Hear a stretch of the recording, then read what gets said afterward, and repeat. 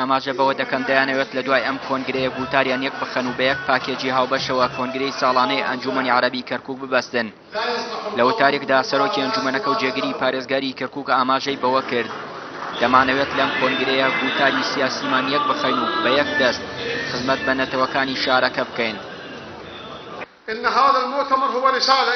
ئەم کۆنگرەیە پەیامێکە بۆ سەرجەم پێکاتە سیاسی و نەتەوەیەکانی کەرکووک، هەروەها بە تایبەت بۆ پێکاتەی عەرەبی لەسەر پێویستی بەهێزکردنی کاری پێکەوەی و هاوبەشە. ئەنجومەنی عەرەبی پێشتر و لەمە دوای ئەو جێگەیە بووە کە هەمووان بۆی گەڕاونەتەوە و زۆرێک لە گرفتەکانی چارەسەر کردووە و بە هەمیشەیش لینکی پەیوەندی نێوان هاوڵاتیان و عەرەب و حکوومەت بووە. داوا لەو کەسانە شەکەین کە لە دەرەوەی ئەم ئەنجومەنن پەیوەندی پێوە بکەن بۆ ئەوەی لە پێناو بەرژەوەندی گشتی قسە و گوتار و هەڵوێستێکی یەکگرتوومان لە بەرامبەر هەموو پرسەکاندا هەبێت.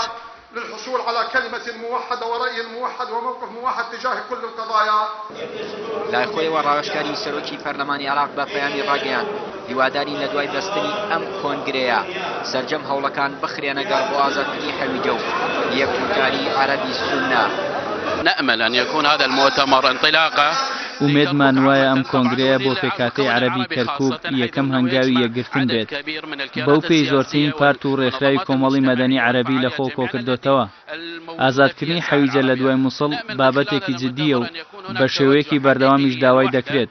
بەڵێندراوە کە دوای ئازادکردنی خەڵکی حەویجە خۆیان ناوچەکان بەڕێوە بەرن.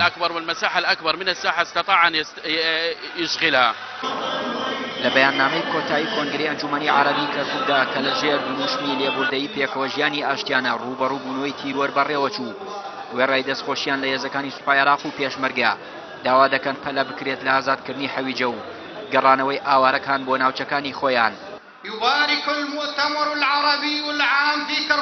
ئەنجومەنی عەرەبی کەرکووک پیرۆزبایی لە سەرکەوتنەکانی سوپا و پێشمەرگە و هێز ئەمنیەکان بەسەر چەکدارانی داعشدا دەکات و قوربانیەکانیان بەرز دەنرخێنن لە بەرگریکردنیان لە عێراق و ڕزگارکردنی خاکەکەی و پاراستنی یەکپارچەیی. کۆنگرەی گشتی عەرەبی داوا لە فەرماندەی گشتی هێزە چەکدارەکان دەکات پەلە بکات لە ئازادکردنی حەویجە و باشووری خۆراوەی کەرکووک.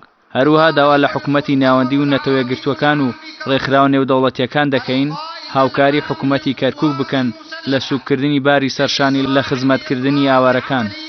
کۆنگرە بە ڕوونی و ڕاشکاوی باوەڕی بە شەراکەتی هەمیشەی لەگەڵ برایانمان لە پێکاتەکانی کورد و تورکمان و مەسیحیەکان لە کەرکووک هەیە.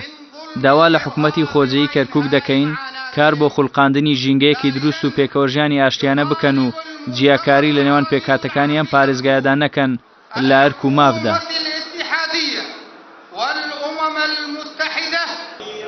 لە ڕابردوودا ناکۆچی نێوان عەرەبە سونەکانی کەرکووک وای کردبوو نەتوانن ڕێگری لە نانەوەی پشێوی و دروستبوونی گروپی چەکداری جیاواز لە ناوچەکانی باشوور کەرکووک بکات.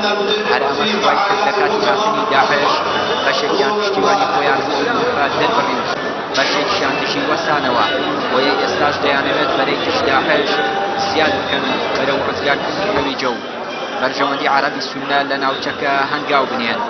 چیانووری کەناڵی ئاسمانی پەیام کەرکووک.